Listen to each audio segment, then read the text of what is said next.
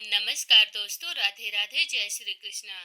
तो आइए श्रवण करते हैं श्रावण मास महात्म्य छठा अध्याय। सनत कुमार बोले, हे भगवान, मैंने रविवार का हर्षकारक महात्म्य सुन लिया। अब आप श्रावण मास में सोमवार का महात्म्य मुझे बताइए। ईश्वर बोले, हे सनत कुमार, सूर्य मेरा नेत्र है, उसका महात्म्य इतना श्रेष्ठ है तो फिर उमा सहित मेरे नाम वाले उस सोमवार का कहना ही क्या, जिसका तो महात्म मेरे लिए वर्णन के योग्य है। उसे मैं आपसे कहता हूँ।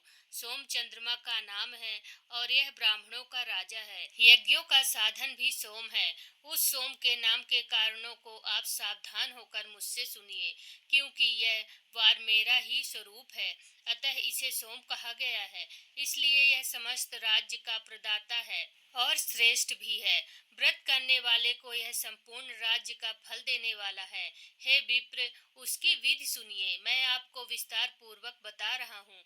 12 महीनों में सोमवार अत्यंत श्रेष्ठ है। उन मासों में यदि सोमवार व्रत करने में असमर्थ हो तो श्रावण मास में इसे अवश्य करना चाहिए। इस मास में इस व्रत को करके मनुष्य वर्ष भर के लिए व्रत का फल प्राप्त करता है।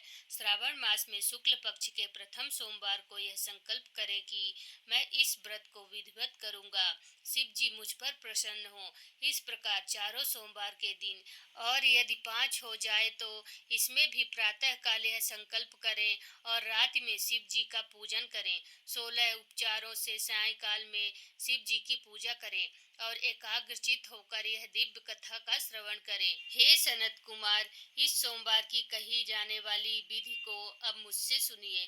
श्रावण मास के प्रथम सोमवार को इस श्रेष्ठ व्रत को प्रारंभ करें। मनुष्य को चाहिए कि अच्छी तरह स्नान करके पवित्र होकर श्वेत वस्त्र धारण कर लें और काम, क्रोध, अहंकार, द्वेष, निंदा आदि का त्याग करके मालती, मल्लिका आदि श्वेत पुष्पों को लाएं। इनके अतिरिक्त अन्य विधिवत पुष्पों से तथा अभीष्ट पूजनोपचारों के द्वारा त्रयंबक इस मूल मंत्र से शिव जी की पूजा करें। इसके बाद कहें, मैं सब भावनाश महादेव उग्र उग्रनाथ भाव शशिमौली रुद्र नीलकंठ शिव तथा भवहारी का ध्यान करता हूँ। इस प्रकार अपने विभव के अनुसार मनोहर उपचारों से देवेश शिव का विधिवत पूजन करें। जो इस व्रत को करता है उसके पुण्य फल को सुनिए।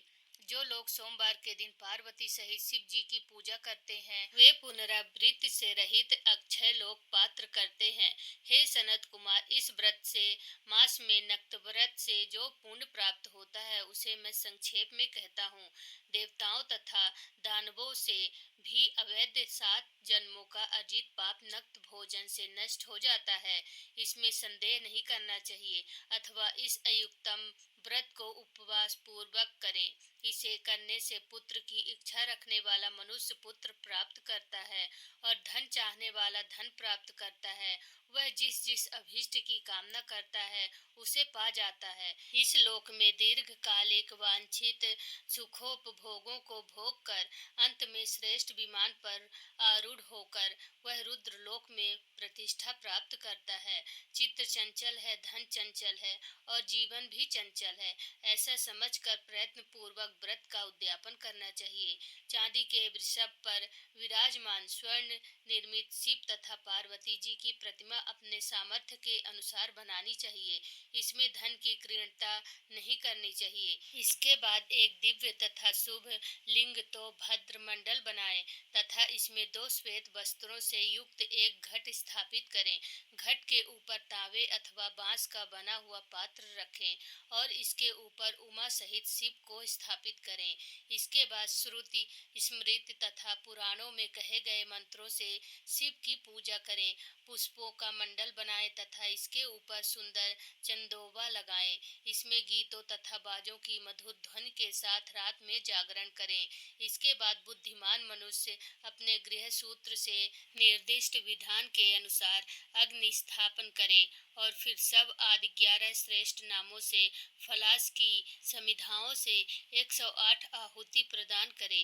तिल, ब्रीहयव आदि की आहुति अप्यायस्व इस मंत्र से दे और बिल्व पत्रों की आहुति त्र्यंबक अथवा षडक्षत्र मंत्र ओम नमः शिवाय से प्रदान करे। इसके बाद स्विष्टकृत होम करके पूर्णाहुति देकर आचार्य का पूजन करे और बाद में उन्हें गौ प्रदान करे। इसके बाद 11 श्रेष्ठ ब्राह्मणों को भोजन कराए तथा उन्हें वंश पात्र सहित 11 घाट प्रदान करे। इसके बाद पूजित देवी को तथा देवता को अर्पित सभी सामग्री आचार्य को दे और तत्पश्चात प्रार्थना करे, मेरा व्रत परिपूर्ण हो और शिव जी मुझ पर प्रसन्न हो। इसके बाद बंधुओं के साथ हर्ष पूर्वक भोजन करे। इसी विधान से जो मनुष्य इस व्रत को करता है वह जिस जिस अभिलाषित वस्तु की कामना करता है उसे प्राप्त कर लेता है और अंत में शिव लोक को प्राप्त होकर उस लोक में पूजित होता है।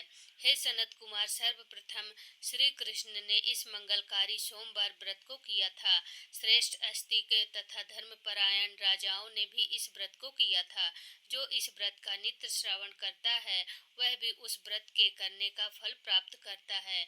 इस प्रकार श्री स्कंद पुराण के अंतर्गत ईश्वर सनत कुमार संवाद में श्रावण मास महात्म्य में सोमवार व्रत कथन नामक छठा अध्याय पूर्ण हुआ।